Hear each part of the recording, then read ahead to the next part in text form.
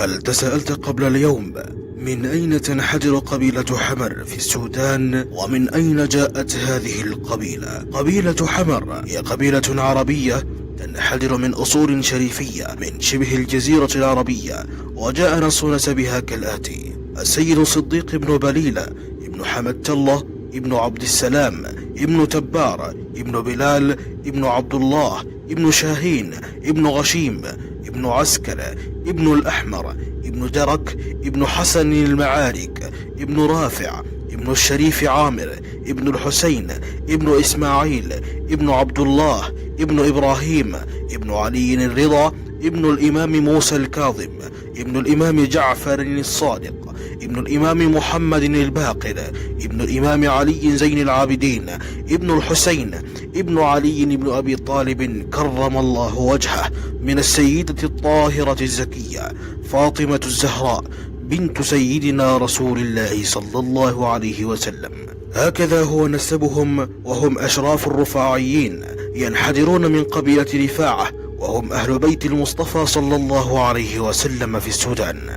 جاءت هذه القبيلة ودخلت من ناحية الغرب باتجاه ليبيا غربي السودان، ثم لم يطيب لهم المقام في بلاد دارفور حيث الأراضي الطينية لأنها لا تتماشى مع إبلهم وضأنهم، ثم استقرت في شرقي دارفور حيث اقتطع لهم سلطان الفور في ذلك الزمن جزءا من الأراضي، وهي ما تعرف ببلاد دار حمر الآن، حيث وجدوا فيها سهولة الرعي لإبلهم وماشيتهم، بأن قام سلطان الفور في ذلك الزمن بتمليكهم الجزء الشرقي من مملكته ليحموها من ناحية الشرق. وكانت تعرف قبيلة حمر وتشتهر في ذلك الوقت بشجاعتها وقوة فرسانها والقوة الأسطورية والهاشمية التي يملكونها، ولا سيما أنهم ينحدرون من بيت الرسول صلى الله عليه وسلم. مكثت قبيلة دار حمر في ذلك الوقت فيما تعرف اليوم بالمحليات الست، إلى أن دخل المستعمر الإنجليزي السودان، ثم جاءت ثورة الإمام المهدي من شرقي السودان حيث التحق به كل فراس قبيلة حمر للذود والصد عن الظلم والدمار الذي لحق بالسودان في ذلك الوقت. وقف فرسان قبيلة حمر في ذلك الزمن واستبسلوا لنيل الشهادة وتحرير السودان من دنس الإنجليز. حاربوا وكان لهم دور بارز في ذلك الزمن في جحر الظلم، وكان التاريخ حافلا بإنجازاتهم، فهم أهل فزع كما يعرف عنهم. فحينما أتى المستعمر الإنجليزي للاستيلاء على السودان، وقف أبناء قبيلة حمر في جحر الإنجليز في الثورة المهدية، كانوا هم أوائل الفرسان الذين تقدموا للمعارك، وما أشبه اليوم بالبارحة.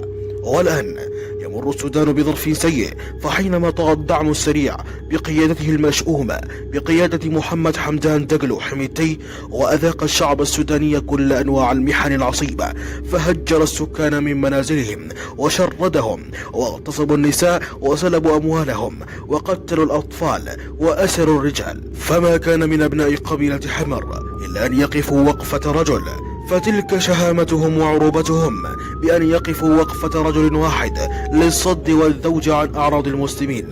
فتجهزوا اليوم ولبوا نداء الوطن، ووقفوا في حرب الكرامة التي تقودها القوات المسلحة ضد العدو الغادر الغاشم بكل بسالة وشجاعة وسط حفاوة أبناء القبيلة لالتحاقهم بحرب الكرامة وحرب الحق والباطل، وهبوا لنصرة الوطن والشعب السوداني.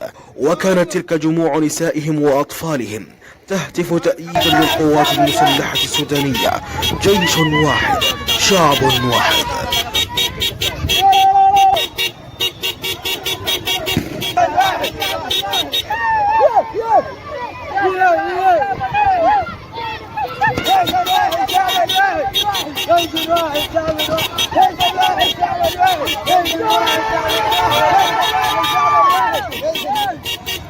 فهم أبناء هذا الوطن، وسوف يقدمون الغالي والنفيس دفاعا عن أراضي السودان كما فعل أسلافهم، فهم على دربهم سائرون، ولمجد السودان محققون وناصرون.